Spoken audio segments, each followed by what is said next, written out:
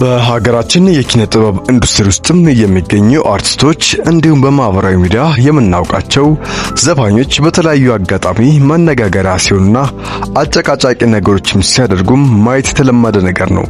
ለዛሬኛም ቪዲዮአችን ሌሎች መማሪያ ይሆናል ብለን የሱስ ተጠቂ የሆኑና በሱስ ምክንያት ብዙ ነገሮችን ያጡ 10 ዝነኛ አርቲስቶችን ይዘንላችሁ መጥተናል።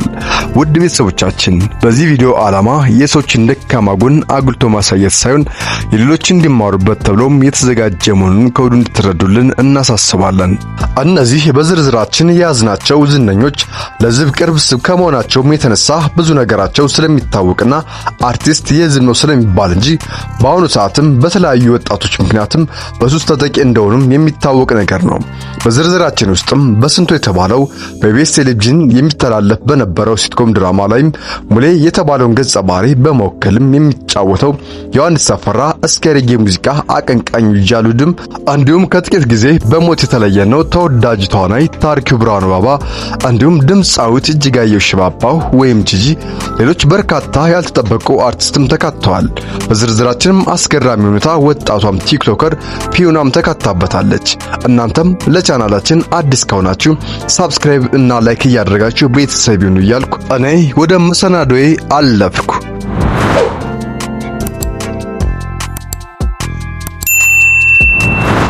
አስረኛ ደረጃ ላይ የተቀመጠው ዮሐንስ ተፈራ ከረጅም ዓመታት በፊት በኢትዮጵያ ቴሌቪዥን በሚስተላልፈው ዳናና የተለያዩ የሀገራችን ፊልሞች ላይም በብቃትም ሲተውንም እናውቃለን። ይህ አርቲስት የሱስ ተጠቂ ከመሆኑም የኢትዮጵያ አርቲስቶች መካከልም አንዱ ነው።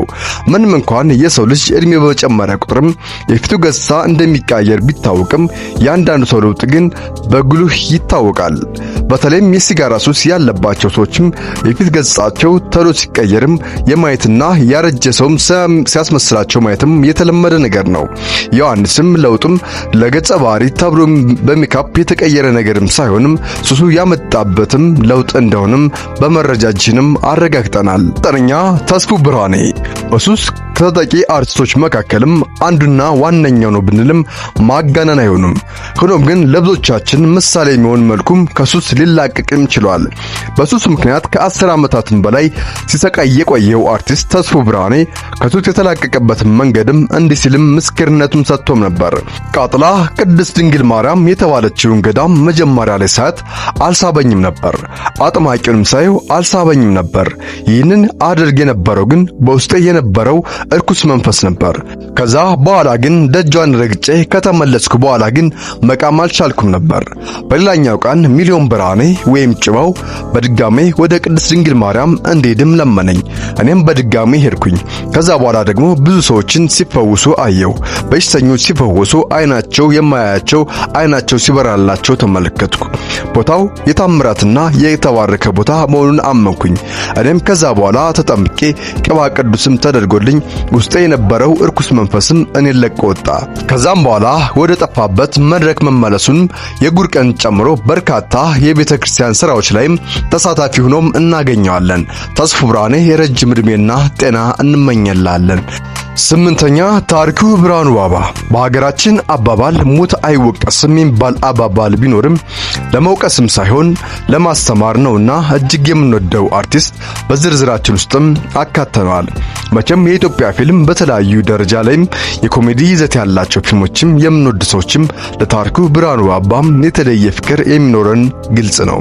ከሰራቸው ፊልሞች መካከልም የፍቅር ኤቢሲዲ፣ ፋላሻው፣ ባላገሩና ያበደች ያራዳ ልጅ ከሰራቸው ፊልሞች መካከል እጅግ ተወዳጆቹ ናቸው።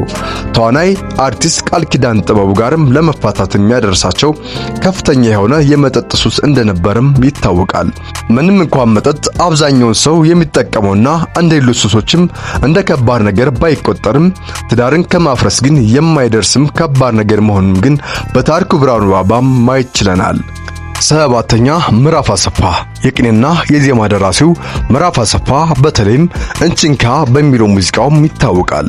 የፊቱን ገጽታም ስንመለከትም የሱስ ተጠቂ ነው ብለን መናገር ቢከብድም ምዕራፍ ግን በከባድ የሲጋራና የጫት ሱሰኛ እንደሆነም ከቅርብ ሰዎቹም በማወቅም ችለናል። እንደሚታወቀው ጫትም ሆነ ሲጋራ የሰውን ሕይወትም ከማበላሸትም የራሱንም አስተዋጽኦ ቢኖራቸውም የሁለቱም ሱሶች ጣምራ ተጠቂ መሆን ግን በጣም ከባድ ነው። ብዙ ጊዜ እንደሚታወቀው አንዱ ሱስ ወደ አንዱ ሱስም ከፍተኛ ምሪት እንዳለውም ይታወቃል። ስድስተኛ እጅጋየሁ ሽባባው ወይም ጂጂ የሀገራችን ካሉ ሴት ድምፃውያን ደረጃ ብናወጣም ያለ ጥርጥር ቀዳሚነቱን ድርሻ የምትይዘው እጅጋየሁ ሽባባው ወይም ጂጂ ናት። ማንም ሰው ድምፃዊ ጂጂ ላይም ጥያቄ ማንሳት የማይችልበት መልኩ ጂጂ በጣም ጎበዝ ድምፃዊ ናት። የሽባባው ቤተሰብ የሆነችው በባህር ዳር ከተማም ተወልዳ ያደገችው ጂጂ ይህን የሙዚቃ ኢንዱስትሪ ላይም ከፍተኛ ተጽዕኖ ማሳደር አለመቻሏም እንደ ምክንያት የሚጠቀሱ የገባችበት ሱስ ሕይወት ነው። ሌላው ፈረንጅ ባል ሙዚቀኛ ባል አግብታ ሲሆን በዚህ ባለቤቷ አማካኝነት ነበር ወደ ሱስ ሕይወትም ልትገባም የቻለችው።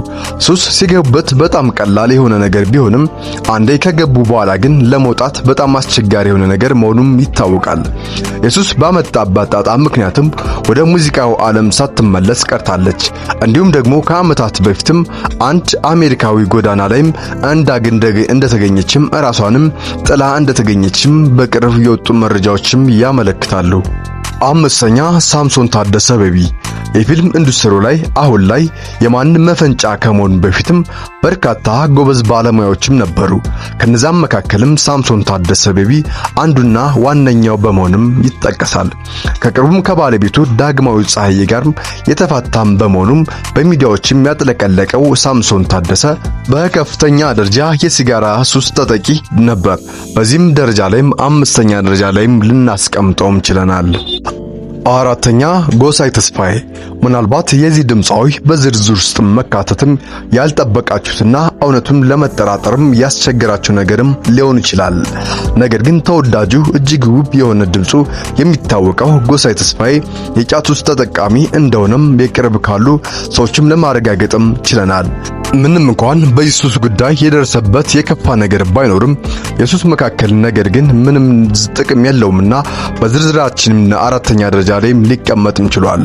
ውድ ቤተሰቦቻችን ቀጥሎ ከ1 እስከ 3 ወደ ያዝንላችሁ አርቲስቶች ከመሄዳችን በፊት የእናንተን ቻናላችን ሰብስክራይብ እና ላይክ እንድታደርጉም በትህትና እንጠይቃለን።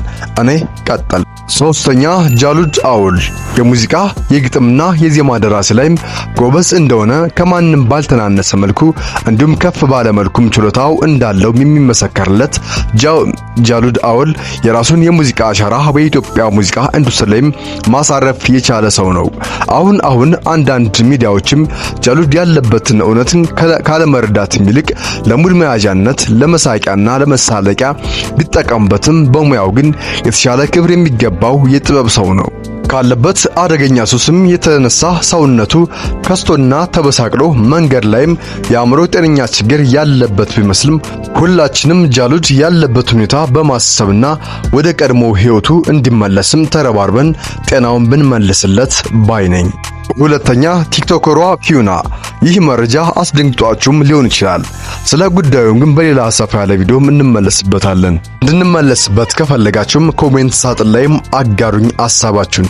ገና በለጋ ዕድሜዋ ላይም የምትገኘውና ውብ ከሆኑ ቲክቶከሮችም መካከልም የምትመደበው ፊዩና በያዝንላችሁ ሁኔታ የሱስ ተጠቂ እንደሆነችም ከአንደበቷ ታማኝ መረጃዎችም መስማት ይችላል። ፊዩና በየቀኑ 22 አካባቢ የሚገኘው ጫት ቤትም የ1000 ብርና የ2000 ብር ጫትም እንደምትገዛም መረጃው ደርሶናል። ገርጂ አካባቢም ለስራ ብላ የተከራየችውን ቤት ሲሻ ማጨሻም እንዳደረገችውም የቅርብ ወዳጆቿና የሥራ ባልደረቦቿም ገልጸውልናል።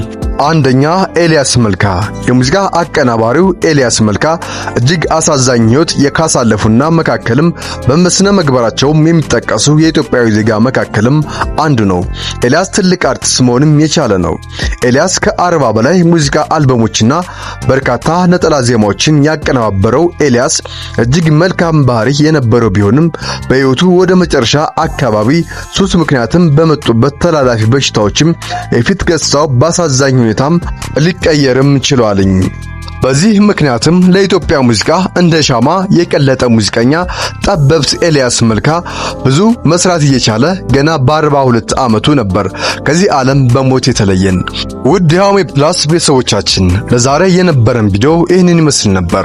በቀጣይ ከዚህ የተሻለ ቪዲዮም እንደማቀርብላችሁ ቃል እየገባሁላችሁ በዛሬ ቪዲዮ ላይ ሐሳብ አስተያየታችሁን ኮሜንት ሳጥን ላይ አጋሩን እያልን እንዲሁም ላይክ እና ሰብስክራይብ ማድረጋችሁን እንዳትረሱ። ቸር ቆዩልኝ።